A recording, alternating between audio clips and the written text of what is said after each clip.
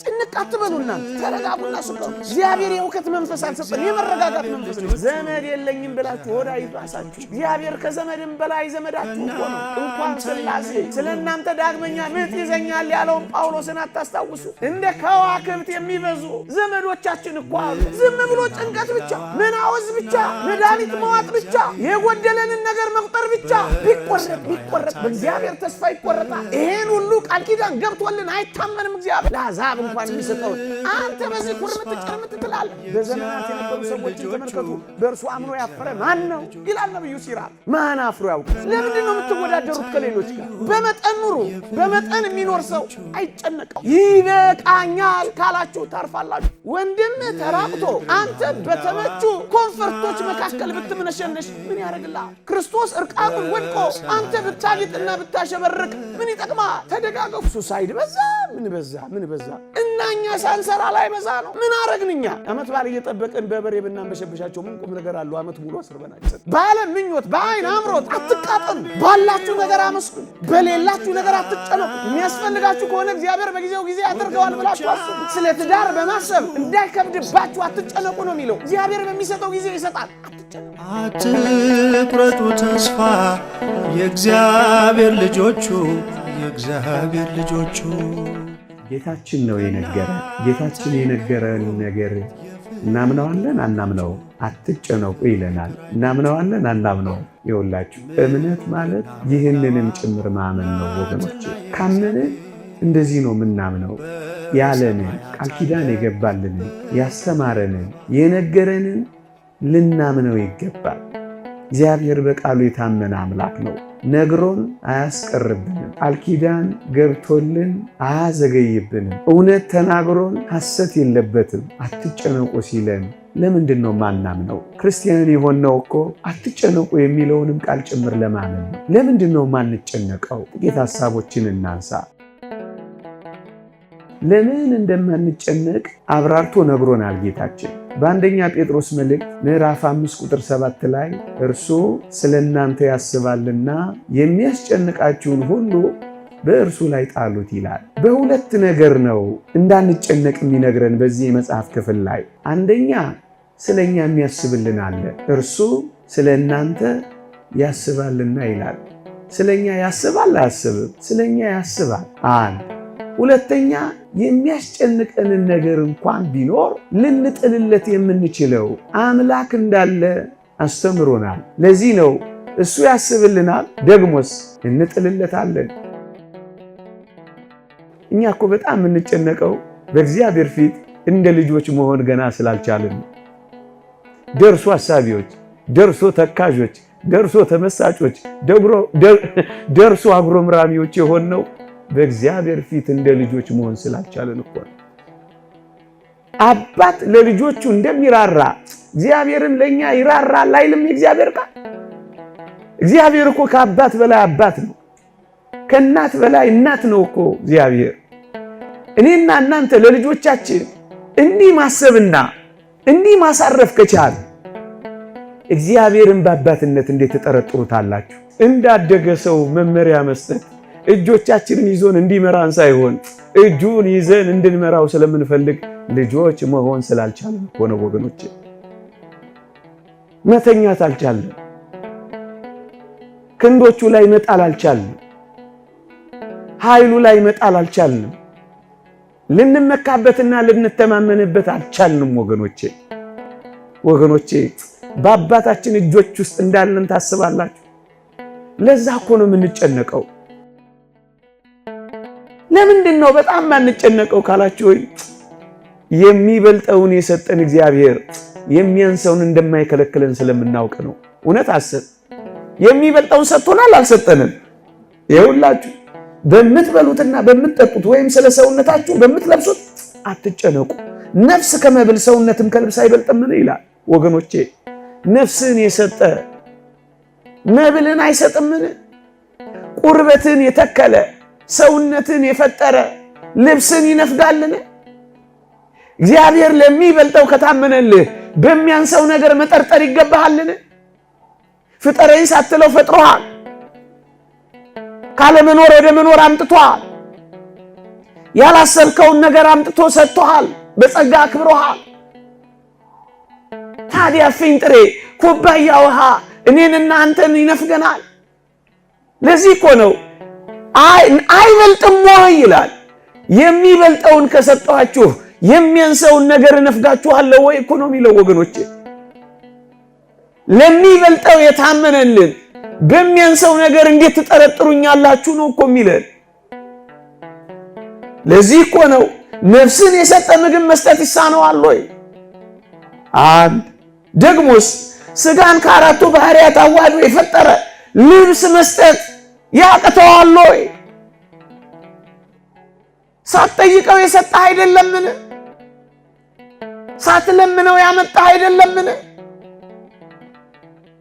በሚያንሰው እጅግ ዝቅ ባለው ነገር አምላክህን ልትገምተው ይገባልን? መስቀል ላይ የቆመው ለኛ ነው።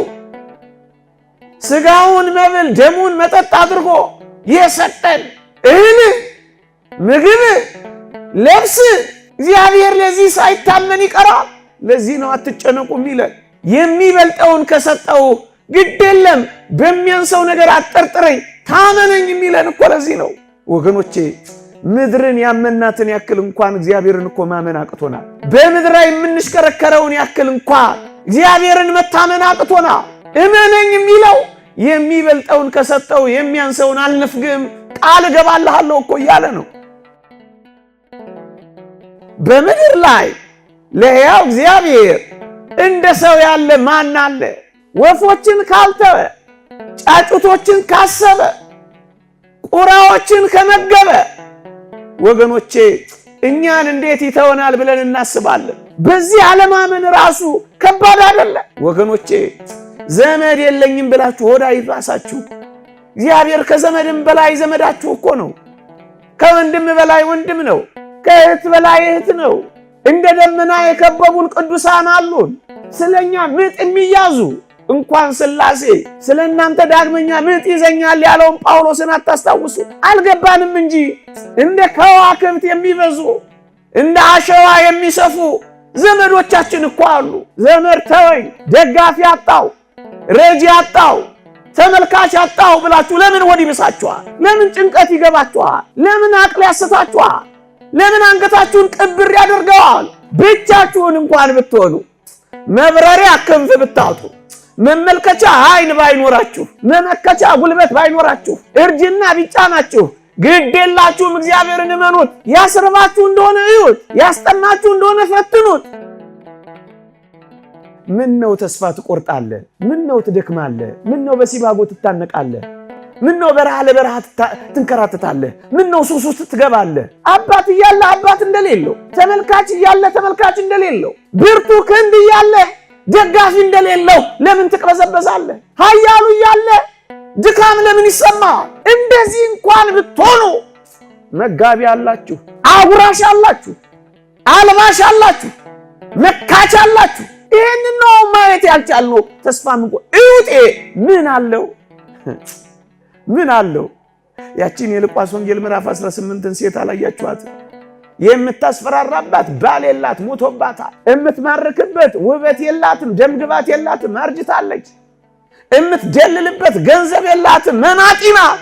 ግን ዳኛው ስለ ዝብዘባዋ ሲል ሰማት ይላል። ምንም ነገር እንኳን ባይኖረን አጥብቀን ከጸለይን እግዚአብሔር አባታችን እንደሚሰማን አታስታውሉ? እግዚአብሔርንም ባልፈራ ሰውንም ባላፍር ስለ ጨቅጨቃዋ ብዬ እፈርድላታለሁ ያለውን ጨካኝ ዳኛ አስመሰልከው እኮ እግዚአብሔር። ስትራብና ሲመግብህ እኮ የበለጠ እግዚአብሔርን ታውቀዋለህ። ስትጠማና ሲያረካ እኮ የበለጠ እግዚአብሔርን ታውቀዋለህ። ጨለመብኝ ስትል ነገን ደግሞ ስንት ጊዜ ጨልሞብህ ነግቶልህ ያውቃል። ስንት ጊዜ አለቀልኝ ብለህ ተቀጥሎልህ ያውቃል። ስንት ጊዜ ከፍቶ ደግሞ መለስ ስትል አስደስቶ ያውቃል። ወገኖቼ ለዚህ ፀሐይ መውጣት፣ ለዚህ ንፋስ መንፈስ፣ ለዚህ አየር መቀያየር ማን ፔቲሽን ተፈራርሞ አስገብቷል? ፀሐይ አንተ ናት። ጨረቃስ የመንግስት ናት። ንፋሱስ የክልል ነው። ውሃውስ የፌዴራል ነው። የሱ አይደለ?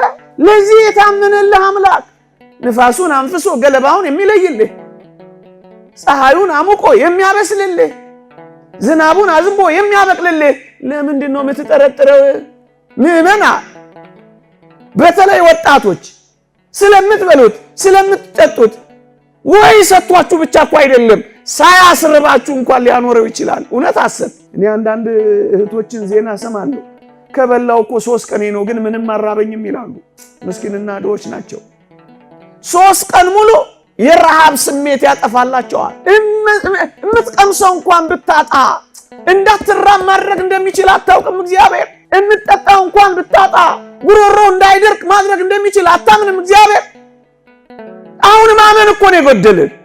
ማመን፣ ፍጹም ማመን። ባለ ምኞት በአይን አምሮት አትቃጠሉ። ባላችሁ ነገር ክርስቲያን እንደመሆናችሁ ኩሩ። ባላችሁ ነገር አመስግኑ። በሌላችሁ ነገር አትጨነቁ። የሚያስፈልጋችሁ ከሆነ እግዚአብሔር በጊዜው ጊዜ ያደርገዋል ብላችሁ አስቡ። ስለ ትዳር በማሰብ እንዳይከብድባችሁ አትጨነቁ ነው የሚለው። እግዚአብሔር በሚሰጠው ጊዜ ይሰጣል። አትጨነቁ። እርሱ ስለኛ ምን እንደሚያስፈልገን እኮ ያውቃል። ሳንለምነው ያውቃል። ሳንጠይቀው ይሰጠናል። ለምንድን ነው ተጨንቀን ከአእምሮ ውጭ ምን ሆነው? ለምንድን ነው ከመረጋጋት ምን ወጣው? በመጠን መኖርን መልመድ። ስጡ፣ አካፍሉ፣ ተረዳዱ፣ ተጋገዙ፣ እንባውን አብሱለት፣ የጎበጠ ጉልበቱን አቅኑለት፣ የተጣበቀ አንጀቱን ደግፉለት። አንድ ድሃ ይኖራ፣ 2 ድሃ አለ። በሳምንት የምታስበው በወር የምታስበው አለ። ገንዘብን ወደ ሰማይ ላከው። መልአከ ብርሃን ሰላማ እንዳሉት ገንዘባችሁን ወደ ሰማይ ላኩ። ተደጋገፉ። አንዳንድ ድሃ ቢኖራችሁ ምን ድሃ ይኖር ነበር? አንዳንድ ምስኪን ብታጎርሱ ምን ምስኪን ይኖር ነበር? የምትሰጡት እንኳን ብታጡ ፍቅር ስጡ። ዮሐንስ አፈወርቅ የሚለው 2 ዲናር የለህምን? 2 ዓይን አለ ይበት፣ 2 እግር አለ ጠይቅበት፣ ደግፈው፣ አይዞ በለው፣ አበርታው። ሌላው ግን ስራ ስሩ። ባካችሁ ወጣቶች በርትታችሁ ስሩ፣ ጠንክራችሁ ስሩ፣ ብረሩ፣ ውጡ፣ ውረዱ። ገና ስራ ያልተጀመረባት ሀገር አለች። አውቃለሁ የማይመቹ ሁኔታዎች ይኖራሉ። ግን ግድ የላችሁም። ዛሬ እንጀምር፣ ነገ ይሳካል። ሳንጎራረስ ሳንደጋገፍ እንደው መመጻዳደቅ፣ በመኪና ሸር እያሉ ማለፍ ብቻ፣ በቪላ ቤት ማስቀናት ብቻ፣ በጨርቅ መቀማጠል ብቻ፣ በሜካፕ መኖር ብቻ ይሄ ክርስትና ነው? ባካችሁ ስራ እንስራ። ይቆየ